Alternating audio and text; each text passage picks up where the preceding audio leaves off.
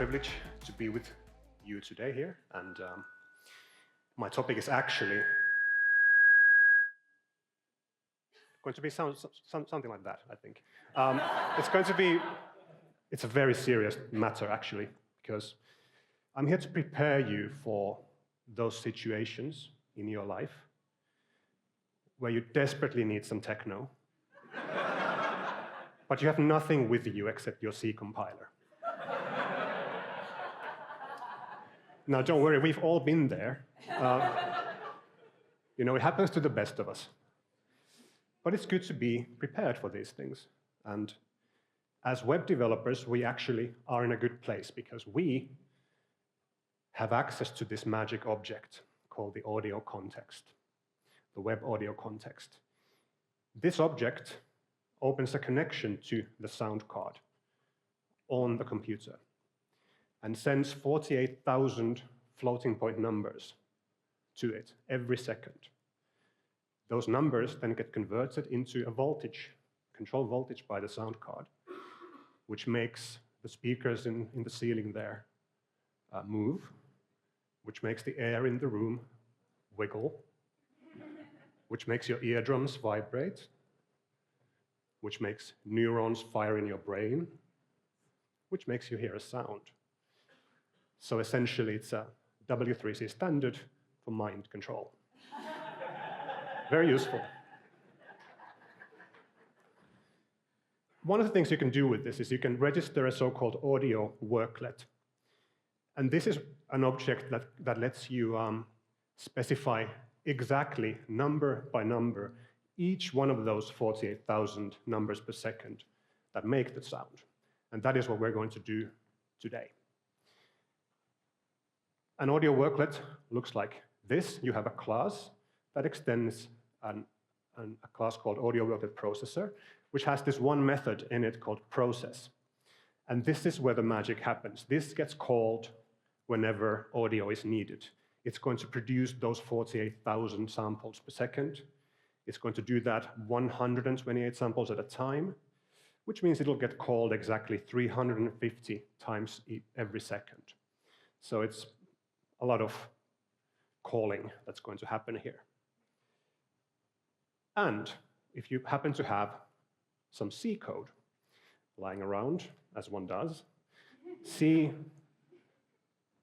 the legendary low-level systems programming language, loved by everyone, of course, cutting-edge technology from 1972. I think it's actually illegal in some countries now.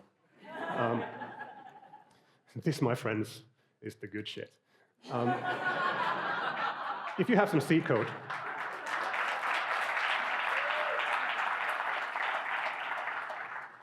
yeah, we're going to have a good time. Have some C code where you introduce an array, say, of floating point numbers, 128 of them, and then you have a function called make some techno that does some things. It loops over the array, puts numbers into it, and then returns a pointer to the array so that whoever calls this function has access to that memory. This is now something we can plug into JavaScript. Because you can compile this down to a WebAssembly. As Nicola was showing us earlier, you can use mscripten to take a C file and turn it into a WASM file. And if your C file is actually quite simple like this, you actually don't even need mscripten. You can just do it with pure Clang because it can do WASM for you. But whichever you use, you can quite easily turn C into WebAssembly. And once you've done that, you can load it up into your web application, just fetch it, and then send it over to your audio worklet. When you get to the audio worklet, you receive it. You add a constructor to the class, receive a message from the message port with the code in it. You instantiate a WebAssembly module, given that code, and then you grab some things off of it. You take its public exported API, which will include any exported C functions if it was a C-compiled module.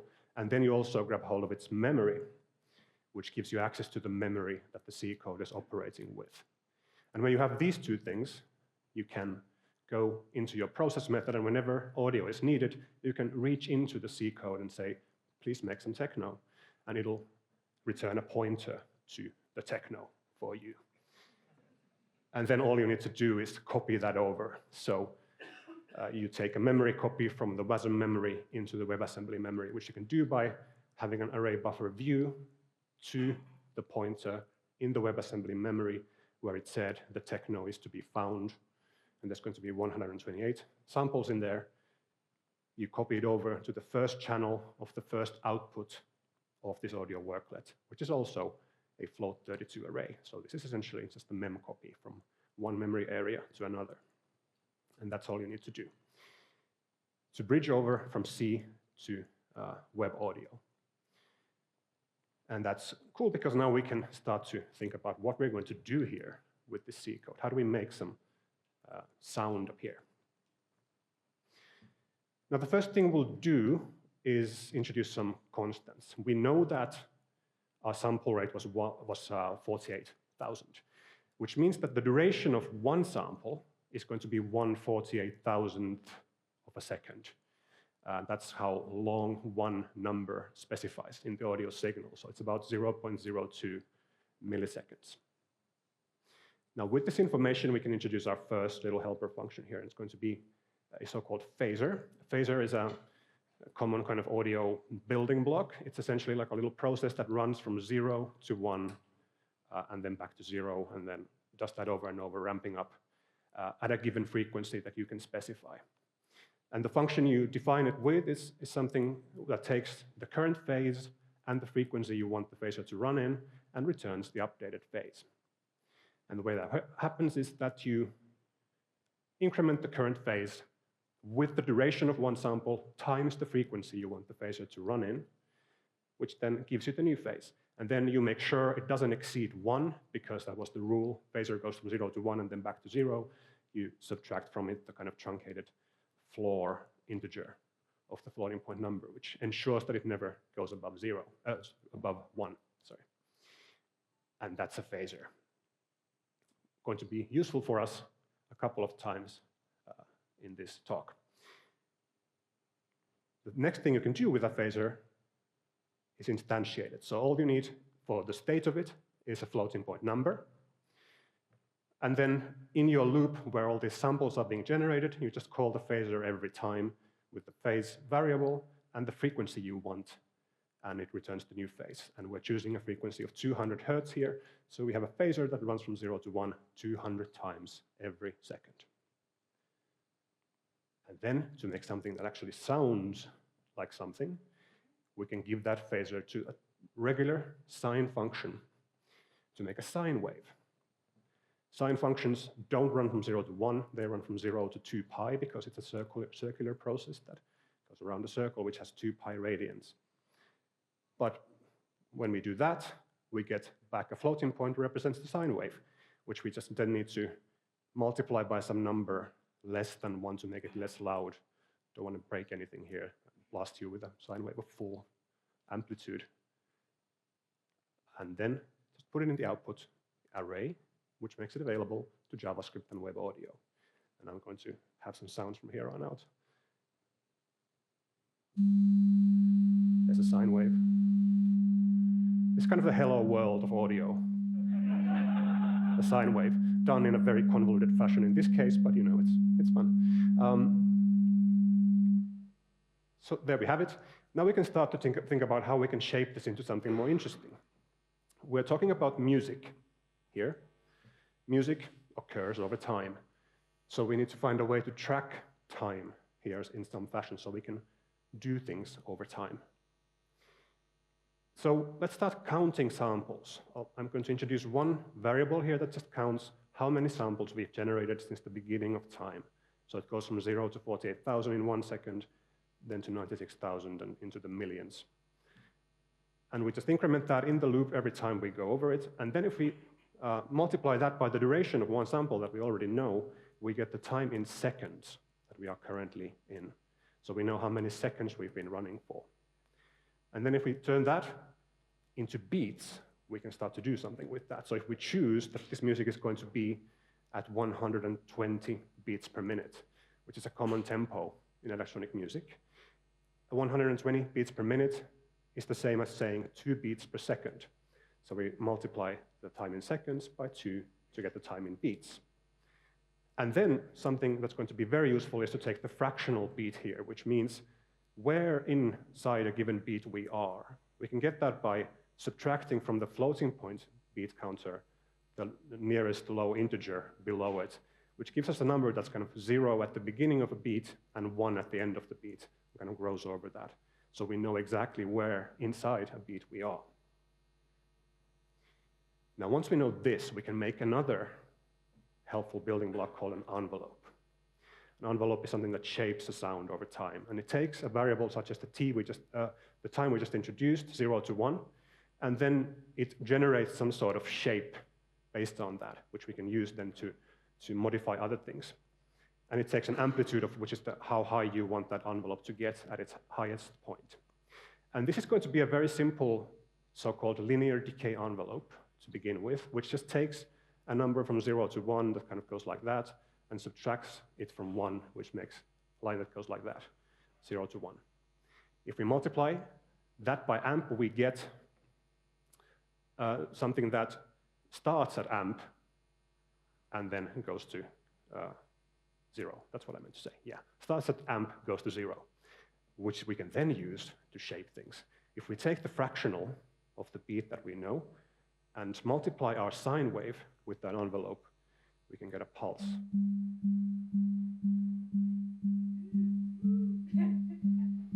Then, if we shape this further by adding an exponent to this envelope, we basically can raise that linear ramp to a power, which essentially makes it grow down quicker, so it kind of looks like this rather than a line. It's essentially an easing function, an ease out that we are looking for here. By raising the ramp to some power, we can use a power such as 3 to make a pulse that kind of gets quiet more quickly. Then we can also use the same envelope we have for other things. We can say use the frequency and modify that over time. We had that kind of steady pitch of 200 hertz earlier, but we can make an envelope that starts at 200 and goes to 0, and add a constant of 50 to that to get a pitch or a frequency that evolves over the beat from 250 to 50. Now we're starting to get somewhere. If we really exaggerate that and start in almost 1,000 hertz, and then grow down really quickly with an exponent of 50, it sounds like this.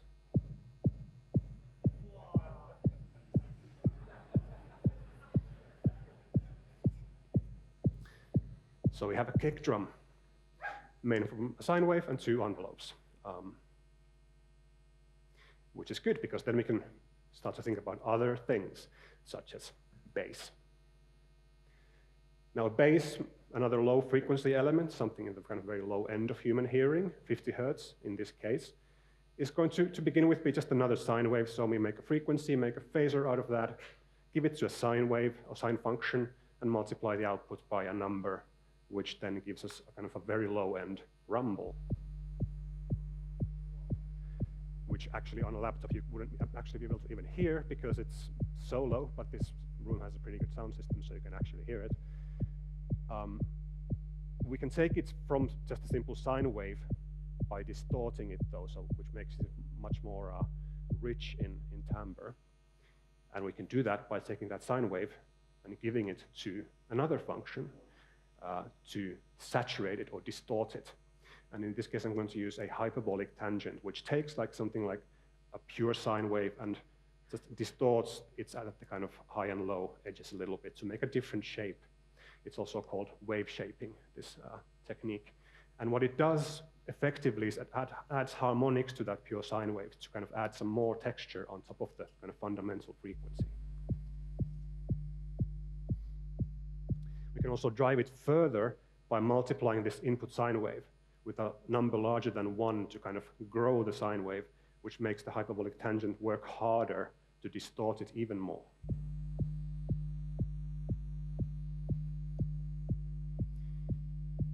So there we have our 2 low-end elements, a kick drum, and a bass. That bass, though, is not really doing much at the moment. It's just a kind of flat wave that works forever and not really moving or doing anything else. We ideally would want these two elements to have a bit of a relationship, to kind of have a conversation going, to get some groove going here, because that's what we need in techno. So we kind of want the kick and bass to take turns down there a little bit, so they're not playing at the same time. We can introduce a technique called sidechaining or sidechain compression to achieve this. What this essentially means is that what we want here is that when the kick is loud, we want the bass to be quiet. And when the kick gets more quiet, we want the bass to get more loud. So they have this kind of 1-2 beat, so taking turns in the low end. And we achieve this by using the envelope once again. So we just do an envelope on the bass, but this time we do it in reverse. So we subtract the envelope from some constant, which makes it go not like this, but like this. And it does the exact reverse of what the kick is doing, which you can also kind of see in the spectrum there. They're kind of jumping now against the kick drum. And that timing we can also play with by changing the exponent here. So if we use a lower exponent, it'll grow more slowly. And by finding the right number there, you can find the rhythm you're looking for in like when exactly the bass pumps in.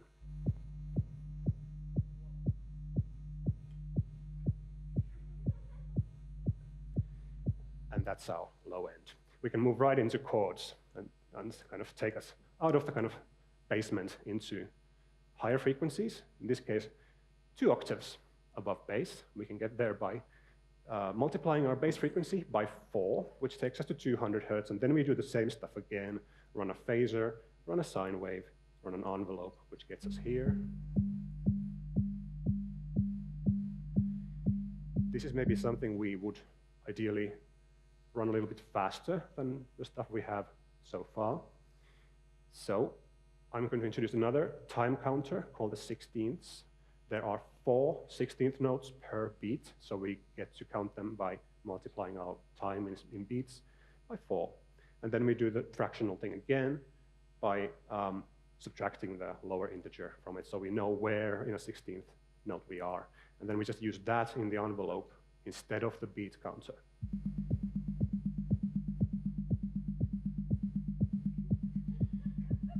And instead of playing one of these on every 16th note, which is cool, but it's kind of, maybe you can do a bit more than that, you can introduce a rhythmic pattern. For example, by making a little array where you have zeros that mean, please don't play chords on this 16th note, and ones that mean, do play a 16th note on this beat. And you can just put like a combination of zeros and ones here to define any kind of rhythmic pattern, which will then repeat over time. So what we do in the loop here is we have our 16ths counter. We take the modulo of 16 from that to get an array index to know which one we should be looking at the moment. We look up the 0 or 1 from the array at that index, and then we just multiply the envelope with that number, which has the effect of when there's a 0 in there, it'll make that disappear because it multiplies by 0 and there's nothing. And when it's 1, it's going to keep it.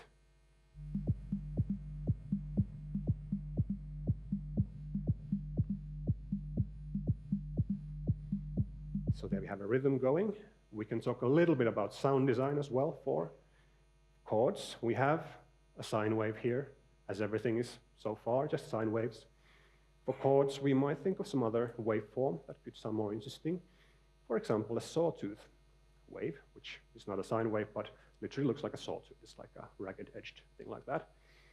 In C standard library, we don't have a function called saw that could do this for us. So let's just make one. In this case, we're going to use a technique called additive synthesis to make this, which is just a way of saying we're going to stack a bunch of sine waves together to make another kind of waveform. So we start with one sine wave. We add another one on top of it, which is a so-called harmonic of the original. This is a sine wave that's twice as fast and half as loud as the original, which makes it sound like this. And then we just keep stacking these together, going up the harmonics up to 6 in this case, which will give us something that sounds a bit like a sawtooth.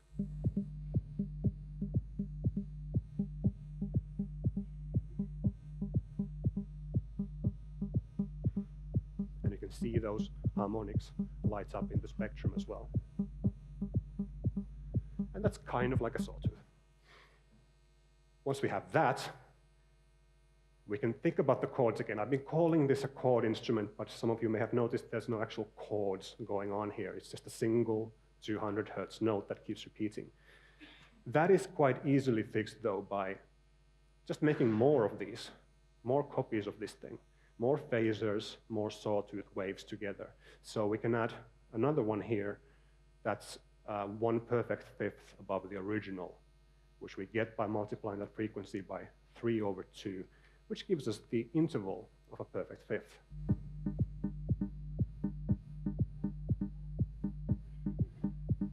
And then we'll do it one more time to add a minor third, which is 6/5 as a frequency ratio, and run a third sawtooth wave. It's minor third, the techno chord.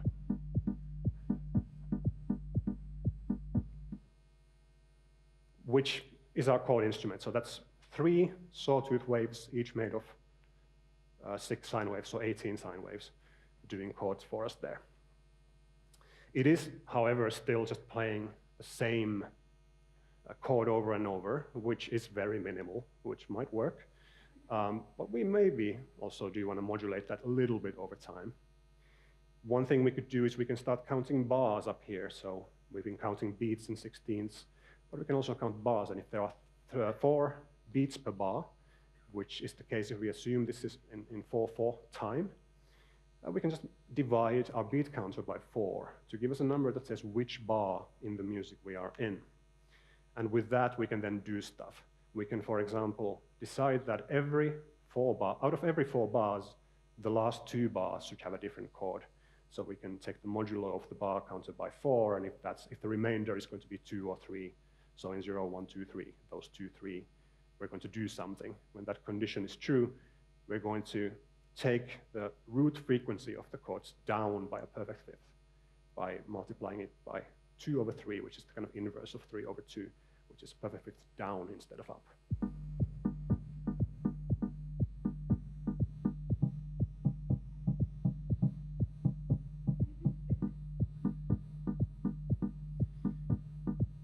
Now, I'm going to do one more thing today, which is to add an effect on these chords.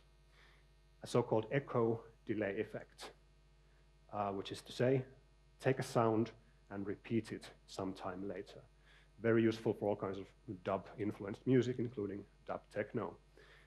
So how this works is that you take a sample, or take some sort of audio, and you write it into an array, and then you read it from that same array sometime later, which gives you a way to remember it, to play it later as a repetition.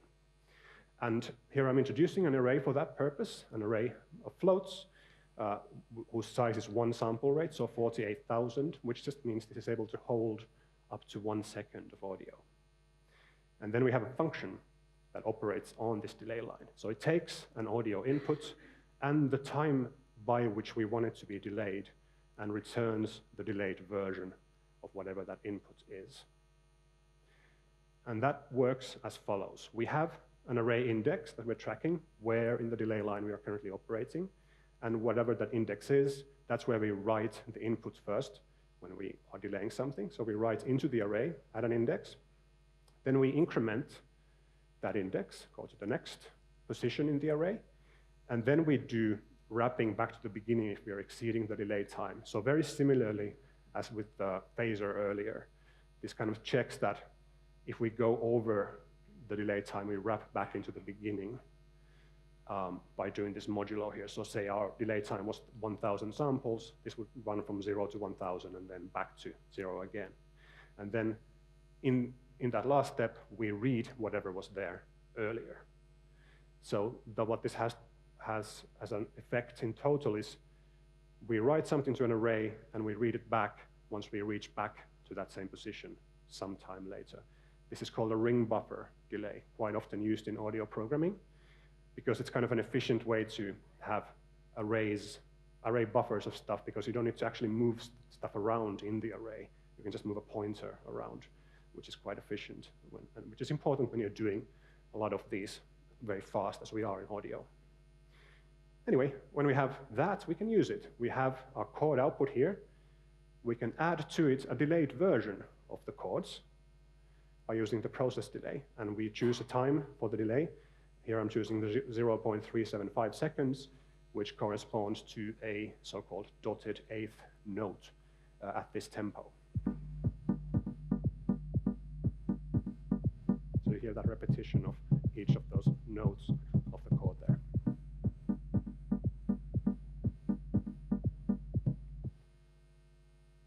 And if we add one more argument to the delay, called feedback, we can turn this very easily from a simple delay to a repeating delay, where the sound doesn't just go in once and comes back once. It stays there for a while, bouncing around in there several times, fading out more slowly. And we can get there by not overwriting the sample when we are writing to the delay line, but keeping some of the previous data around by multiplying it with this feedback number, which kind of makes it more quiet, assuming feedback is less than 1 every time it kind of goes around. And eventually it'll get so close to 0 you can't hear it anymore. But you can here you can kind of control how long sound bounces around before it's all gone. So if we use, say, a feedback of 0.5, we get this kind of effect.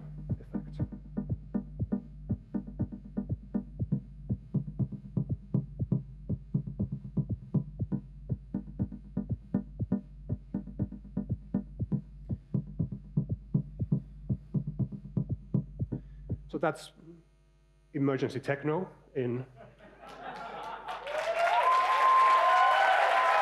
Thank you.